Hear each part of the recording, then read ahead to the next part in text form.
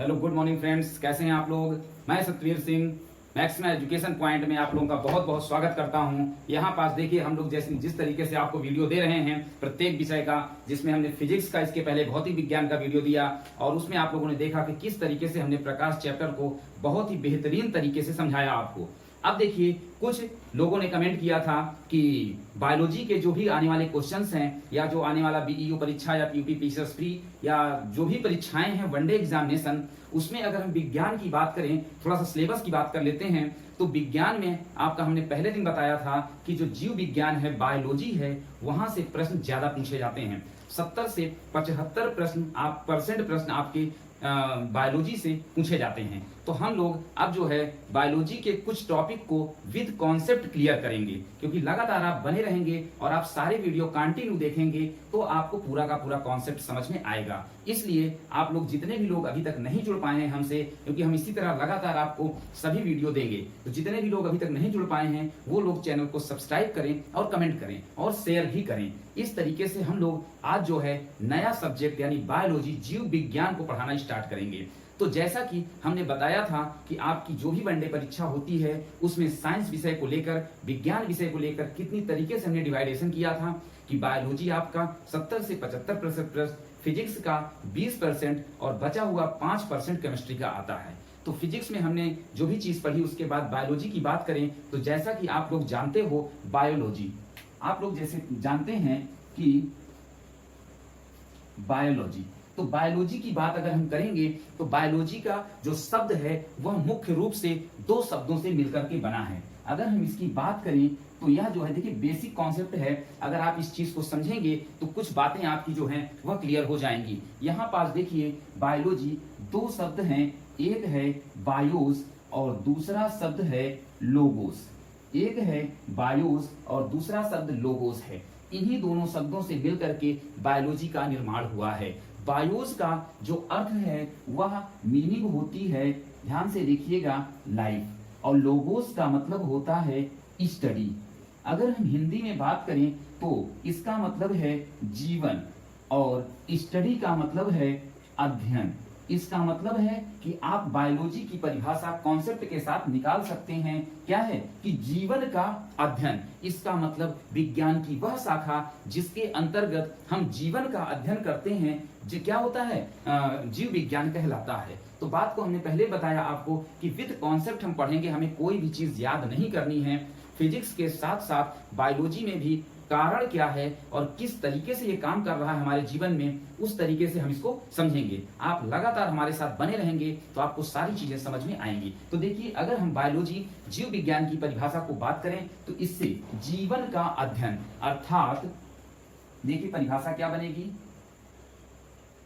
विज्ञान की वह शाखा जिसके अंतर्गत, विज्ञान की कौन सी शाखा, वह शाखा जिसके अंतर्गत हम क्या करते हैं, जीवन का अध्ययन करते हैं। किसका, जीवन का अध्ययन करते हैं, क्या कहलाता है, जीव विज्ञान कहलाता है। देखिए आप एकदम बेसिक तरीके से समझिएगा कि विज्ञान की वह शाखा जिसके अंतर्गत हम जीवन का अध्ययन करते हैं, जीव विज्ञान कहलाता है। अब देखिए आप लोग जानते हैं कि यह जो जीवन होता है, क्या होता है, जीवन होता है, यह किसमें होता है। आप लोग जानते हैं यह जीवन जो है वह एनिमल में होता है। किसमें होता है, एनिमल में होता है, और किसमें होता है, प्लांट में होता है। ठीक है, आप लोग जानते हैं, यानी कि जंतुओं में होता है और वनस्पतियों में होता है। प्लांट को हम वनस्पति बोलते हैं, वनस्पतियां, और एनिमल को हम जंतु बोलते हैं। जंतुओं और वनस्पतियों में जीवन होता है। तो अगर हम एनिमल की बात करें, जंतुओं की बात करें, तो जंतुओं के जो भी जीवन है इसका अध्ययन हम जिसके अंतर्गत करते हैं उसे विज्ञान की जूलॉजी शाखा कहा जाता है। और प्लांट के अंतर्गत, यानी प्लांट का अध्ययन हम जिस भी शाखा के अंतर्गत करते हैं उसे हम बॉटनी कहते हैं। क्या कहते हैं, वनस्पति विज्ञान या बॉटनी के नाम से जाना जाता है। तो यहाँ पास भी सबसे ज्यादा प्रश्न जो है आपके वनडे एग्जाम में वह जूलॉजी से होते हैं। क्योंकि जूलॉजी जंतु विज्ञान है और एनिमल है यानी एनिमल साइंस, और मनुष्य भी क्या है, एक एनिमल में आता है। इस तरीके से मनुष्य के जीवन से घटित सभी घटनाएं में जो भी प्रयोग हो रहे हैं वह जीव विज्ञान के किसके, जूलॉजी के अंतर्गत आते हैं। इसलिए जूलॉजी से प्रश्न ज्यादा पूछे जाते हैं। जूलॉजी में अगर आप बात करें किस किस चैप्टर से प्रश्न आते हैं, तब उसमें आप देखोगे सबसे पहला जो प्रश्न है वह है क्या, साइटोलॉजी, जिसे हम कोशिका विज्ञान के नाम से जानते हैं। दूसरा आप देखोगे डाइजेस्टिव सिस्टम, क्या देखोगे, डाइजेस्टिव सिस्टम। इसी तरीके से तीसरा चैप्टर आप देखोगे ब्लड, और चौथा रेस्पिरेशन सिस्टम। ये है आपका ब्लड चैप्टर और रेस्पिरेशन सिस्टम। इसके बाद आप देखेंगे तो एक्सक्रेटरी सिस्टम आता है, एंडोक्राइन सिस्टम आता है, न्यूट्रिएंट्स आता है, नर्वस सिस्टम आता है, डिसीजेज आती हैं। ये इतने जो भी चैप्टर्स हैं डॉट डॉट कर दे रहे हैं, हम इसको पढ़ाएंगे पूरा एक एक करके। यह सब जूलॉजी के अंतर्गत आता है और यहाँ से ज्यादा प्रश्न पूछे जाते हैं। तो सबसे पहले हम लोग जो टॉपिक स्टार्ट करेंगे वह स्टार्ट करेंगे कौन सा, साइटोलॉजी, जिसे हम कोशिका विज्ञान के नाम से जानते हैं। तो यही पास से हम चैप्टर स्टार्ट कर देते हैं। साइटोलॉजी, साइटोलॉजी को क्या कहा जाता है, इसे हम हिंदी में कोशिका विज्ञान कहते हैं। क्या कहते हैं, कोशिका विज्ञान कहते हैं। यानी हम ऐसा विज्ञान जिसमें नाम से पता चल रहा है कि कोशिका का अध्ययन करेंगे, यानी जिसके अंतर्गत हम किसका, कोशिका का अध्ययन करते हैं। परिभाषा क्या बनेगी, जिसके अंतर्गत हम कोशिका का अध्ययन करते हैं वह कोशिका विज्ञान कहलाता है। अब बताइए सबसे मेन इंपॉर्टेंट फैक्ट जो है कोशिका, कोशिका के बारे में हम पढ़ेंगे। तो सबसे पहली चीज हम जानते हैं कि कोशिका क्या होती है, हमारे शरीर की सबसे मूलभूत इकाई होती है। क्या होती है, मूलभूत इकाई होती है। अब देखिए यहाँ पे हम लोग अगर कोशिका को, सेल को समझें तो हम एक हेडिंग बनाते हैं कोशिका, जिसे इंग्लिश में क्या है, सेल के नाम से जानते हैं। सेल के बारे में बात करेंगे कि सेल क्या होता है, तो आप जो है एनसीईआरटी की बुक में एक लाइन लिखे हुए हैं कि यह जीवन की कार्यात्मक और संरचनात्मक इकाई होती है। सबसे पहले हम सेल को समझने के लिए आप यहाँ पास देखिए कि जैसे मान लीजिए यह क्या है, एक ईंट है। क्या है, ईंट है, और जब हम ईंटों को आपस में कंबाइंड करते हैं तो दीवार का निर्माण होता है, और जब दीवारें कंबाइंड होती हैं तो एक कमरा बनता है, और कमरे के कंबाइंड होने से एक घर का निर्माण होता है। इसका मतलब घर के बनने में, किसके, घर के बनने में मूलभूत इकाई कौन थी, ईंट थी। इस बात को अगर आप समझें तो आप समझ जाएंगे कि हमारे शरीर की मूलभूत इकाई क्या है, कोशिका है। कैसे, जैसे आप यहाँ पे समझिए कि जैसे ये हमारा शरीर है, शरीर को बनने के लिए अंगों की जरूरत होती है, यानी शरीर को बनने के लिए किसकी, अंगों की जरूरत होती है। और अंगों का निर्माण किससे होता है, देखिए इधर बेसिक, अंगों का निर्माण ऊतक से होता है, और ऊतक का निर्माण किससे होता है, सेल से होता है। तो अगर आप इसी तरीके से इसको तुलना करें तो देखिए शरीर के निर्माण में सेल महत्वपूर्ण भूमिका निभा रही है कि नहीं निभा रही है। इसीलिए एनसीईआरटी की बात है जो हम लिखने जा रहे हैं कि यह जीवन की संरचनात्मक और कार्यात्मक इकाई है। यह जीवन की संरचनात्मक और क्या है, कार्यात्मक इकाई है। ये है सेल की मुख्य बात। अब हम इसके बारे में पढ़ेंगे कि आगे और क्या क्या चीजें सेल की, एकदम पूरा वीडियो आप लास्ट तक जरूर देखिए और इसे तुरंत नोट करिए, हम आगे बात बताने जा रहे हैं। तो इस तरीके से आपने देखा कि सेल का बेसिक कॉन्सेप्ट क्या था। अब हम लोग देखेंगे कि सेल या कोशिका से संबंधित क्या क्या प्रश्न आपकी परीक्षा में आते हैं और कहां से प्रश्न पूछे जाते हैं। हम लोग जैसे किताब में पढ़ते चले जाते हैं कि कोशिका की खोज किसने की, इस तरीके के जो भी इंपॉर्टेंट फैक्ट हैं हम उनकी बात करेंगे। तो सबसे पहले आप देखेंगे क्या फैक्ट है, रॉबर्ट हुक ने, किसने, रॉबर्ट हुक ने सन 1665 में, सन कब, 1665 में सर्वप्रथम किसकी, कोशिका की खोज की थी। एक एक फैक्ट को आप ध्यान से देखते जाइएगा, बहुत ही इंपॉर्टेंट जानकारी इसमें आपको मिलने वाली है। रॉबर्ट हुक ने 1665 में सर्वप्रथम कोशिका की खोज की थी, लेकिन इंपॉर्टेंट बात यहीं पे हमें देखनी है कि इन्होंने कैसी कोशिका की खोज की थी, निर्जीव कोशिका की खोज की थी। इन्होंने निर्जीव कोशिका की खोज की थी। देखिए, इन्होंने रॉबर्ट हुक ने जिस कोशिका की खोज की थी उस कोशिका का कुल नाम इन्होंने जो रखा था वो कोसा रखा था। और कैसे पता चला, इन्होंने इनकी एक पुस्तक थी माइक्रोग्राफिया। क्या नाम था? इनकी एक पुस्तक थी माइक्रोग्राफिया। इस माइक्रोग्राफिया पुस्तक में रॉबर्ट हुक ने बताया है कि हाँ, उन्होंने उस कोशिका का नाम कोसा रखा था। क्या रखा था? कोसा रखा था। चलिए, ये हो गया निर्जीव कोशिका की खोज रॉबर्ट हुक ने की थी। तो सबसे पहले सजीव कोशिका की खोज किसने की थी? देखिए,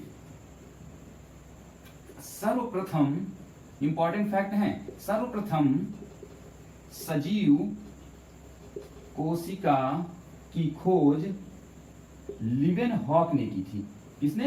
लीवेनहॉक ने की थी। ये भी इंपॉर्टेंट फैक्ट है। अगर खाली कोशिका आता है तब आप लगाएंगे रॉबर्ट हुक, लेकिन सजीव निर्जीव अलग अलग आता है तब आप यहाँ पे इस फैक्ट को ध्यान देंगे। इसके बाद लीवेनहॉक के बाद आते हैं सबसे इंपॉर्टेंट स्लाइडेन और सॉन। किसने? स्लाइडेन और सॉन।